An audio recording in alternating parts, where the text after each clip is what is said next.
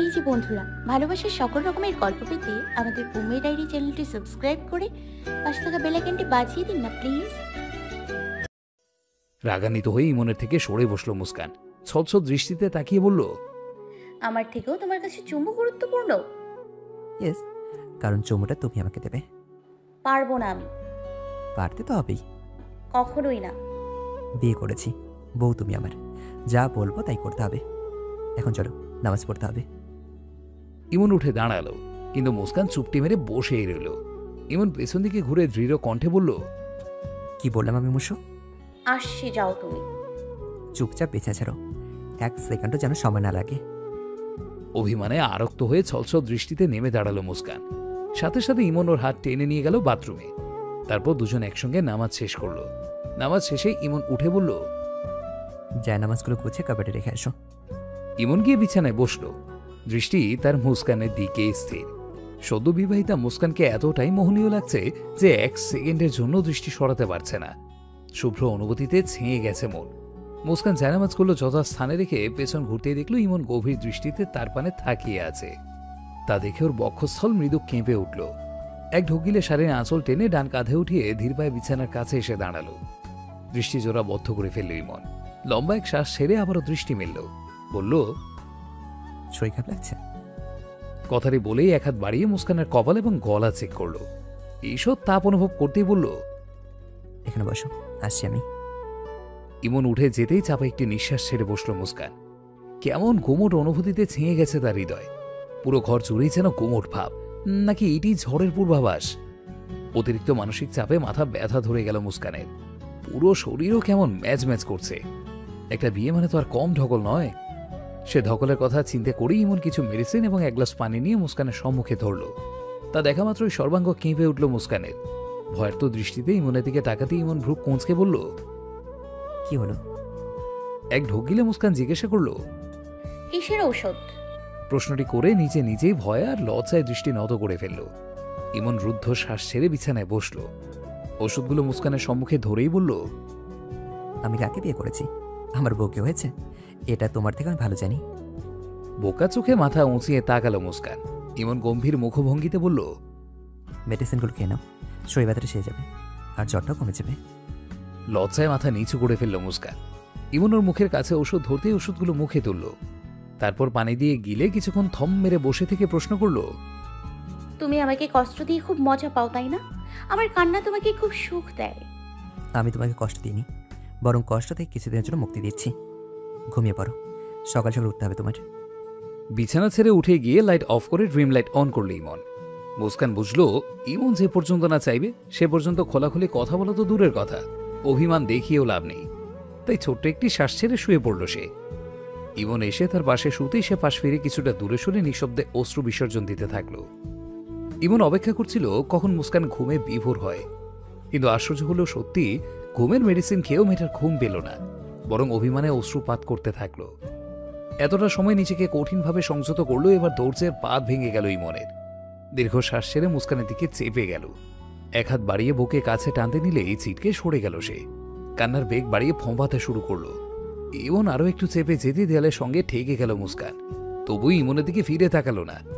ইমনও তাকে ফেরার জন্য জোরাজোরি করলো না।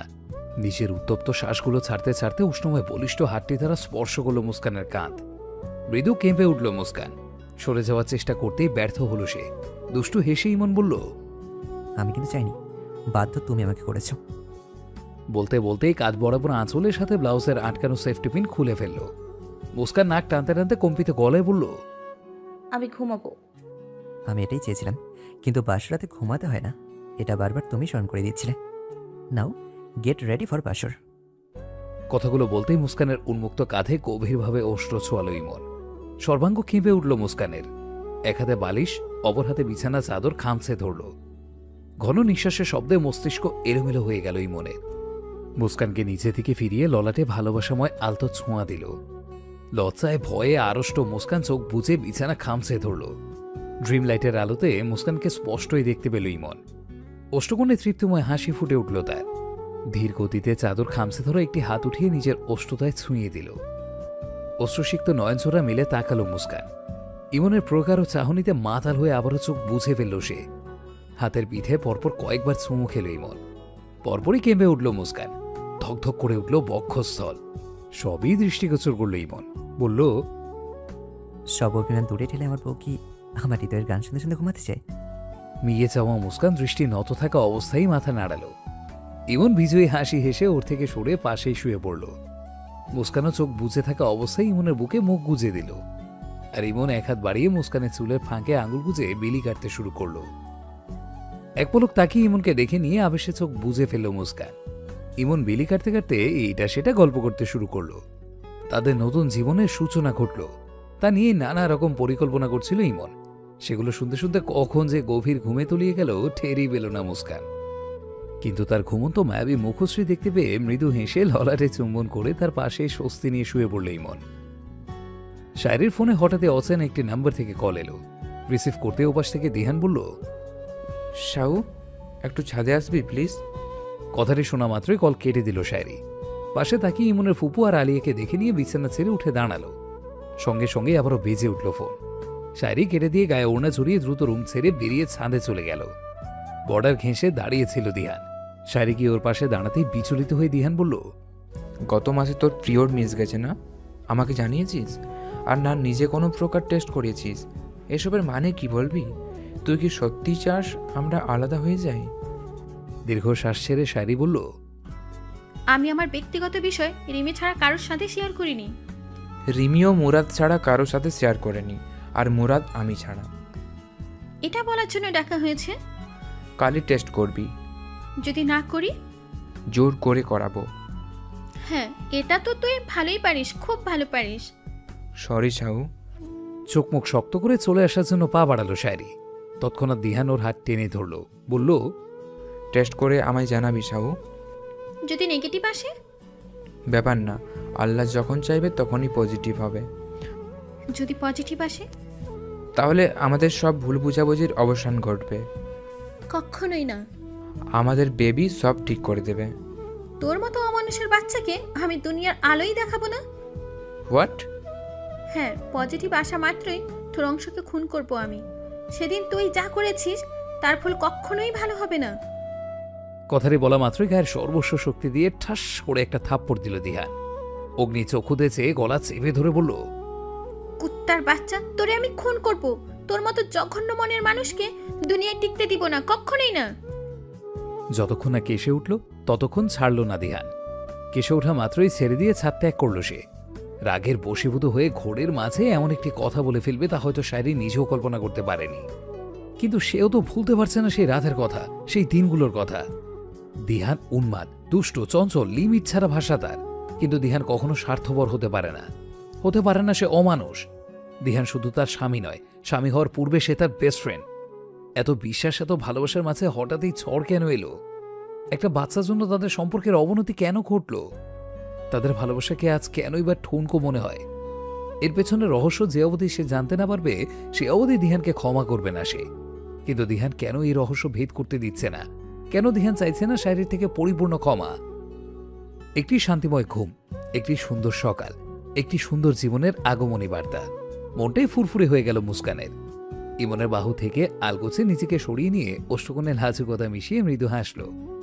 আবার কি মনে করে যেন টোপ করে ইমনের গালে চুমুও খেল। জেগে জানি তো মনে হতেই বুকের ভেতরে ধক করে উঠল। নিঃশব্দে বিছানা ছেড়ে উঠে চলে গেল বাথরুমে। হাত মুখ ধুয়ে ফ্রেশ হতে গিয়ে অর্ধেক ভিজেই গেল, কিন্তু গোসল করল না। এত সকালে গোসল করা মানে ঠান্ডা সর্দির কবলে পড়া।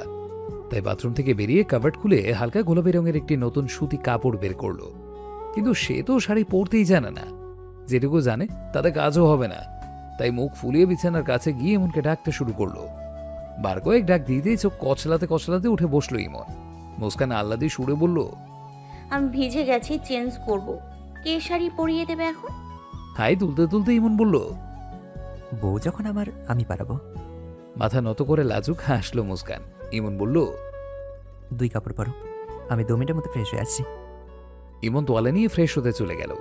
মুস্কান কাপড় পাল্টে পেটিকোট ব্লাউজ পরে শাড়ি কিছুটা কোমরে গুঁজে আঁচল কাঁধে দিল। তারপর আয়নার সম্মুখে গিয়ে পিছনমুখী হয়ে ব্লাউজের হুকগুলো লাগানোর চেষ্টা করলো। পারল না। তাই আয়নায় তাকিয়ে 2 হাত পেছনে দিয়ে সর্বোচ্চভাবে চেষ্টা করলো। নিচের একটা লাগাতে পারলেও বাকিগুলো লাগাতে পারল না। অধৈর্য হয়ে রাগান্বিত ভঙ্গিতে যে একটা লেগেছিল সেটাও খুলে ফেলল। শাড়ির আঁচল খোলার জন্য উদ্যত হতেই বাথরুম থেকে বেরিয়ে এলো ইমন। তৎক্ষণাৎ আঁচল দিয়ে পুরো পিঠ ঢেকে তীব্র অস্বস্তি নিয়ে ঠায় দাঁড়িয়ে রইল। ক্রমে ক্রমে বক্ষ স্পন্দন বাড়তে থাকলো মুস্কানের। হাত পা কাঁপতে শুরু করলো। অদ্ভুত এক অনুভূতিতে বুকটা তুমড়ে মুচড়ে যেতে শুরু করলো। ইমন সূক্ষ্ম দৃষ্টিতে আগাগোড়া মুস্কানকে দেখে নিয়ে ধীর পায়ে এগুতে এগুতে বলল, এখানে 4 দেওয়ালের ভেতরে তুমি এবং তোমার স্বামী রয়েছে, অন্য কেউ নেই। তাহলে এই চড়তার মানে কি? হ্যাঁ, মুস্কানের পেছনে এসে দাঁড়িয়ে থামলো ইমন। হাত বাড়িয়ে আঁচল সরাতে নিলেই মুস্কান ইমনকে বাধা দিল। জড়সড় হয়ে সরে যাওয়ার চেষ্টা করলো। মেজাজ বিগড়ে গেল ইমনের। নিম্নস্থানের ওষ্ঠ কামড়ে ধরে শাড়ির আঁচল দৃঢ়ভাবে বলিষ্ঠ হাতটা চেপে ধরে একটানে পুরো শাড়িটাই খুলে ফেলল। আচমকাই ইমনকে রেগে যেতে দেখে স্থির হয়ে গেল মুস্কান। ইমন চোখ মুখ শক্ত করে দুহাতে মুস্কানকে নিচে দিকে ঘুরিয়ে চিবিয়ে চিবিয়ে বলল, কি সমস্যা? মনে কি ভয় ডর নেই? বিয়ে হয়ে গেছে আমাদের, যা খুশি তাই করব। এত বাধা কিসের? হ্যাঁ, শিউরে উঠল মুস্কান। লজ্জায় মুখটা কাঁচু মাঁচু করে মাথাটা নুইয়ে ফেলল। নিঃশ্বাসে বেড়ে গেল চঞ্চলতা। ইমন দৃঢ় দৃষ্টিতে কয়েক পলক তাকিয়ে থেকে দীর্ঘ একটা শ্বাস ছাড়ল। তারপর আবারও মুস্কানকে পেছন ঘুরিয়ে এক এক করে ব্লাউজের প্রতিটি হুক লাগিয়ে দিল। এতে যতবার ইমনের আঙুলগুলো পিঠ ছুঁয়ে দিল ততবার মৃদু কেঁপে উঠল মুস্কান, যা ইমন খুব বেশি টের পেল। তার মাথাটাও ঝিমঝিম করে আসছিল, কিন্তু কিচ্ছু করার নেই। ধৈর্যের ফল মিঠা বেশি, এটুকু স্মরণ করে ওষ্ঠের কোণে ফুটিয়ে তুলল বক্র হাসি। অজস্র উত্তপ্ত শ্বাসের ভিড়ে শিহরিত অনুভূতিগুলোকে সন্তর্পণে নিয়ন্ত্রণ করে অত্যন্ত যত্নশীলভাবে শাড়ি পরানো কমপ্লিট করল ইমন। এক হাঁটু গেড়ে কুঞ্চিগুলোকে ঠিক করে দিল। তারপর আয়নার সম্মুখে দাঁড় করিয়ে পেছনে দাঁড়ালো সে। মুস্কান অবশ দৃষ্টিতে তার দিকে তাকাতে ইমন ইশারায় আয়নার দিকে তাকাতে বলল। মুস্কান যখন আয়নাতে চোখ রাখল আচম্বিত হয়ে শিউরে উঠল। নিজেকে দেখে নয়, বরং তার স্বামী নামক সুদর্শন পুরুষটিকে দেখে। ধবধবে ফর্সা বক্ষস্থলের ঘনকালো কৃষ্ণ বর্ণীয় লোমগুলো দৃষ্টিগোচর হতেই বুকের ভেতর অদ্ভুত এক ঢেউ খেলে গেল। পুরো শরীরে বয়ে গেল শীতল স্রোত। চোয়াল চোরা লজ্জায় রক্তিম আভা ধারণ করল। এক ঢোক গিলে শুষ্ক গলাটা ভিজিয়ে নিয়ে ঘন ঘন নিঃশ্বাস ফেলতে শুরু করল। ইমন তার স্বভাবশীল বক্র হাসিটি বজায় রেখে মুস্কানের কাঁধে আলতোভাবে চিবুক ছোঁয়ালো। আঁতকে উঠে এক হাতে শাড়ি, অপর হাতে ইমনের হাতটি স্পর্শ করে সরানোর চেষ্টা করল, যে হাঁটি শাড়ি ভেদ করে তার উন্মুক্ত ওদরে দুষ্টুমিতে মেতে উঠেছিল। দৃষ্টিচোরা বদ্ধ করে ক্ষণ নিঃশ্বাসের বেগে নিচু স্বরে মুস্কান বলল, আমি নিচে যাব। মুস্কানের কথাটি ইমনের কর্ণকুহরে পৌঁছল কিনা বোধগম্য হল না। সে তার নিজ জগতে উন্মাদ হয়ে যাচ্ছে তেমনই আচরণ শুরু করল। শেভ করা চিবুক দিয়ে ক্রমশ ঘষতে থাকলো মুস্কানের কাঁধ, কখনো বা না ঘষতে থাকলো ঘাড়ে। এক হাতে মুস্কানের দু হাতই আটকে দিয়ে অপর হাতে ওদরে উষ্ণময় দুষ্ট ছোঁয়ায় মেতে উঠল। মুস্কান বেহুশ প্রায় হওয়ার অবস্থা। ইমনের হাত থেকে বুঝি আজ তার রক্ষে নেই এমন অনুভূতিতে যখন সিক্ত হয়ে উঠল শরীর, মন এবং মস্তিষ্ক, তখনই দরজায় কড়াঘাত শুরু হলো। বিরক্তিতে চোখমুখ কুঁচকে মুস্কানের হাত ছোট আরো শক্ত করে এবং ওদর খামচেই ধরল ইমন। মুস্কান ব্যথায় মৃদু আর্তনাদ করতেই হুঁশে ফিরল ইমন। দু হাতই নরম করে সরে দাঁড়ালো। ভ্রুযুগল কিঞ্চিত কুঁচকে ক্ষণ নিঃশ্বাস ছাড়তে ছাড়তে ইমনের দিকে তাকিয়ে রইল মুস্কান। ইমনও কয়েক পলক নিঃশব দৃষ্টি নিক্ষেপ করে শান্ত গলায় বলল, যেটা হোক না কেন বলো, 5 মিনিট পর নিচে যাবে।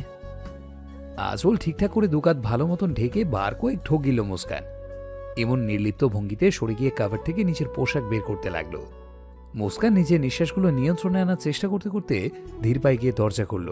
শায়রি থাকাতে কিছুটা নিশ্চিন্ত হয়ে বলল, আপু নানা ভাই বলল 5 মিনিট পর নিচে যেতে। শায়রি ভ্যাবাচাকে খেয়ে তাকিয়ে রইল। তারপর হাস্যরসাত্মক সুরে বলল, বইন তুই পারিস বটে, বাসরের শেষেও জামাইকে নানা ভাই। ভেতর থেকে ইমন বলল, বাসার কই করতে পারেন, তুই আসার সময় পেলি না? লজ্জায় জমে গেল মুস্কান। শায়রি তীক্ষ্ণ দৃষ্টিতে তাকিয়ে বলল, কেন ভাই, সারা রাত কোন মহান কাজে ব্যস্ত ছিলেন? মহান কাজই বটে, বুকে ঘুম পাড়ানো কিন্তু মহান কাজই। শায়রি অবিশ্বাস্য দৃষ্টিতে তাকালো। সে দৃষ্টির মানে ঠিক বুঝলো ইমন, তাই বলল, বউয়ের চেহারা দেখে তোর মনে হচ্ছে যে বাসর হয়েছে? প্রশ্নটি করে দাঁড়ালো না ইমন। শার্টের হাতা গোটাতে গোটাতে বিছানায় গিয়ে বসলো। এদিকে লজ্জায় মাথা নুইয়ে আছে মুস্কান, কান্দুরে দিয়ে গরম হাওয়া বেরুচ্ছে যেন। শায়রি তো বন্ধুর খপ্পরে পড়ে ফুলেই গিয়েছিল, ছোট্ট বোনটি লজ্জায় শোকাহত হয়ে যাচ্ছে। তাই বেশি সময় নষ্ট না করে মুস্কানকে নিচু স্বরে বলল, আমি কাছেই আছি, 5 মিনিটের উপরে লেট করবি না। ইমনের দাদি খুব খ্যাক খ্যাক করছে, মাথা ধরাই ফেলেছে একদম। সিঁড়ি দিয়ে নিচে নামতে নামতে শুনতে হলো, বিয়ের আগের জীবন আর পরের জীবন এক হয় না। পরের ঘর করতে আসলে এত আরাম করা যাবে না, বউদের এত বেলা করে ঘুম থেকে ওঠাও যাবে না। এটা বাড়ির বউয়ের মতন আচরণ না। দাদির কটাক্ষ সুরে বলা বাক্যগুলো শুনতেই মুস্কানের জবাব দিতে ইচ্ছে করলো। আমি তো পরের ঘর করতে আসিনি দাদি, আমি আমার স্বামীর হাত ধরে নিজের ঘরেই করতে এসেছি। অতিরিক্ত খাদ্য গ্রহণের পর বদহজম হয়ে সেগুলো যেমন গলা দিয়ে উগরে বের হয়, ঠিক তেমনই দাদির কটাক্ষ বাক্যগুলো বদহজম হয়ে তীক্ষ্ণ বাক্যে রূপান্তরিত হয়ে উগরে আসার পথেও বাধাপ্রাপ্ত হলো। কারণ শায়রি তার বাহু চেপে ধরে ফিসফিস করে বলল, মুসু, কিছু বলিস না এই বুড়িকে, যা বলার ইমনই বলবেনি। তুই চুপচাপ গিয়ে ইরা আন্টির পাশে দাঁড়া। তাছাড়া এই বুড়ি এ বাড়িতে দুদিনের অতিথি মাত্র, এর কথা তো এত পাত্তা দেওয়ার কিছুই নেই। সংযত হয়ে গেল মুস্কান। পুরো ড্রয়িং রুমে চোখ বুলিয়ে চাপা একটি নিঃশ্বাস ত্যাগ করল সে। সত্যি এখন সে কিছু বলে ফেলে সবাই হয়তো তাকে বেয়াদব উপাধি দিত। নতুন বউ, সে মুরব্বী মানুষ, যতই ভুলভাল বকুক এর উত্তরে কিছু তীক্ষ্ণ কথা বলে অবশ্যই সবাই তার ভুল ধরবে। কিন্তু এই সবাইয়ের ভিড়ে ইমনও কি তার ভুল ধরত? মস্তিষ্কে আসা প্রশ্নটি মস্তিষ্কেই চেপে রাখল মুস্কান। ধীর পায়ে এগিয়ে গিয়ে ইরাবতীর পাশে দাঁড়ালো। নমনীয় সুরে প্রশ্ন করল, মা, আমি বাবাকে সহ সবাইকে চা দিতে পারি? হেসে ফেলল ইরাবতী, মাথা দুলিয়ে বলল, চা শুধু তোমার ফুপু শাশুড়ি আর বাবাকে দেবে, শায়রি, ইমন আর অভ্রকে কফি দেবে। আজ এইটুকু কাজের বেশি কিচ্ছু করবে না। ইরাবতীর কথা মতো চা কফি বানিয়ে টি টেবিলের উপরে রাখল মুস্কান। আকরাম চৌধুরী ফোনে কথা বলছিলেন। আজ বউ ভাতের অনুষ্ঠান, সমস্ত আয়োজন করা হচ্ছে পুরনো বাড়িতে, অর্থাৎ ইমনের বাড়ি থেকে 5 মিনিটের দূরত্বে ইমনের দাদার বাড়ি, যা পুরন বাড়ি নামেই পরিচিত। সেখানেই করা হচ্ছে বিশাল আয়োজন। সকালে নাস্তা সেরে সকলে সাজগোজ করে বর্বউ নিয়ে সেখানেই চলে যাবে। ইমনের পক্ষের প্রায় 200 আত্মীয় স্বজন সেখানেই আসবে চৌধুরী বাড়ির একমাত্র পুত্রবধূকে দেখতে। মুস্কানের পক্ষেরও প্রায় 100 আত্মীয় স্বজন আসবে আজ বউ ভাতের অনুষ্ঠানে। সব আয়োজনের জন্য অগণিত লোক ঠিক করা হয়েছে। বাড়ির কারো তেমন পরিশ্রমী করতে হচ্ছে না, টাকার বিনিময়ে যা করার ঠিক করা লোকেরাই করছে। তবু ইমন সেখানে দেখভাল করার জন্য যাবে বলে মনস্থির করল। বাবার পাশে কিছু সময়ের জন্য বসতেই মুস্কান যখন যত্ন সহকারে চা কফি এনে রাখলো, নির্নিমেষ দৃষ্টিতে কেবল তাকিয়ে রইল ইমন। এর থেকে বড় প্রশান্তি আর কি হতে পারে? এক হাতে মাথায় কাপড় টেনে ইমনের দিকে এক পলক তাকিয়ে আবার আকরাম চৌধুরীর দিকে তাকালো মুস্কান। নিম্ন স্বরে বলল, বাবা, আপনার চা। আকরাম চৌধুরী ফোন রেখে বেশ শব্দ করেই হেসে দিলেন, বললেন, মাশাআল্লাহ, কি সৌভাগ্য আমার, পুত্রবধূ আসতে না আসতেই সেবা পাচ্ছি। স্মিত হাসল ইমন, হাত বাড়িয়ে কফি তুলে নিল। লজ্জায় মাথা নুইয়ে ঈষৎ হাসল মুস্কান। আকরাম চৌধুরী ওকে তার পাশে বসতে বলল। মুস্কান বাধ্য মেয়ের মতন তাই করল। ইমন এবার আর চোখে মুস্কানকে দেখতে থাকলো আর অতি সন্তর্পণে কফির মগে চুমুক দিতে থাকলো। আকরাম চৌধুরী চা খেয়ে খুবই প্রশংসা করলেন মুস্কানের। বাড়ির ছোট বড় সকলেই খুশি। এমন সময় আকরাম চৌধুরীর ফুপু ইমনের দাদি এসে ড্রয়িং রুমে ফাঁকা মেঝেতে এক বাটি পেঁয়াজ এবং রসুনের খোসা ছাড়িয়ে ছিটিয়ে ফেললেন। সবাই আশ্চর্যান্বিত হয়ে তাদের কর্মকাণ্ড দেখতে থাকলো। আকরাম চৌধুরী বললেন, পুষ্মা, এইসব নিয়ম আমার বাড়ির পালন না করলেই পারতে। তুই চুপ থাক, মহিলাগোর কাজে কোনো পুরুষ নাক গলাবি না। নাতবউ, এদিকে আসো। আলিয়া, ঝাড়ুটা নাতবউয়ের হাতে দে তো। আকরাম চৌধুরী চুপ মেরে গেলেন। মুস্কান কেবল উঠে দাঁড়িয়েছে। এমন সময় ইমন গম্ভীর মুখে বলল, এসব কি হচ্ছে? দাদিকে এসব মাতলামি করতে নিষেধ করো।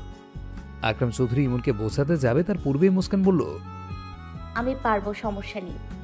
বলেই মাথায় আঁচল টেনে ধীর পায়ে এগিয়ে গিয়ে আলিয়ার থেকে ঝাড়ু নিল মুস্কান। শায়রি নীরব দর্শকের মতো কাহিনী দেখছে আর ইমনকে ইশারায় কি সব বোঝাচ্ছে। কিন্তু মুস্কান হেরে যাওয়ার পাত্রী নয়। সে ঠিক বুঝেছে দাদি তাকে ছলে বলে কৌশলে ইমনের অযোগ্য প্রমাণ করার চেষ্টায় মেতে উঠেছে। তাই সে খুবই নিখুঁতভাবে পুরো রুম ছেড়ে পরিষ্কার করে দাদির সামনে গিয়ে মিষ্টি এক হাসি দিল আর মনে মনে বলল, 3টা বছর যে দহন আমি সহ্য করেছি, সে দহন আমাকে অনেক কিছুই শিখিয়ে দিয়েছে। 3টা বছর স্ট্রাগল করে নিজেকে আমি এমনি এমনি তৈরি করেছি নাকি দাদি? বয়স কম বলে কম তো সহ্য করিনি, কিন্তু আমি মুস্কান নিজেকে প্রমাণ করতে জানি। সকলকে পই পই করে বুঝিয়ে দিব, ইমন চৌধুরীর জন্য মুস্কান ব্যতীত অন্য কেউ পারফেক্ট হতেই পারে না। বাড়ির সবাই ব্রেকফাস্ট করে যে যার মতো রেস্ট নিচ্ছে। ইরাবতী খেতে বসবে বসবে করেও বসতে পারছে না, কারণ ইমন পুরান বাড়ি থেকে এখনো আসেনি। তাই মুস্কান খাচ্ছে না। মুস্কানকে রেখে তারও খেতে ইচ্ছে করছে না। শাশুড়ি বইয়ের এমন কাণ্ড থেকে চোখ ঝুড়িয়ে গেল শায়রি। সোফায় বসেছিল মুস্কান। ইরাবতী ছেলেকে ফোন করে যাচ্ছে। এমন সময় শায়রি গিয়ে মুস্কানের পাশে বসলো, বলল, তুই অনেক ভাগ্যবতী রে মুসু, ইরা আন্টির মতো শাশুড়ি পেয়েছিস। দোয়া করি সারা জীবন এই সম্পর্ক অটুট থাকুক। মুস্কান মৃদু হাসল, তারপর ইরাবতীর দিকে তাকিয়ে নিচু স্বরে বলল, উপরওয়ালার কাছে অনেক অনেক শুক্রিয়া আপু, আমি এমন একটা শাশুড়ি মা পেয়েছি। মুস্কান শায়রি টুকটাক কথা বলছিল। এমন সময় ইরাবতীর ফোন রিসিভ করল ইমন এবং জানালো তার আসতে আরো আধা ঘন্টা দেরি হবে, তাই সে আর মুস্কান যেন খেয়ে নেয়, নয়তো ভীষণ রাগ করবে। সকালের ওষুধটা খাওয়া হয়নি ইরাবতী, এখন যদি সে না খায় ছেলে তার সত্যি ভীষণ রিয়াক্ট করবে। তাই ফোন রেখে মুস্কানকে তাকাতে দিল খাওয়ার জন্য। মুস্কান ইরাবতীকে বোঝানোর জন্য বলল, তুমি খেয়ে নাও প্লিজ, আমার খিদে পায়নি, আমি নানা ভাই এলেই খাবনি। শাহেরি বউ শাশুড়ির কাণ্ড দেখতে থাকলো আর মিটিমিটি হাসতে লাগলো। কিন্তু ইমনের দাদি এসে ফোড়ন দিয়ে বলল, নানা ভাই মানে কি? বৌমা, তোমার ছেলের বউ এইসব কি কয়?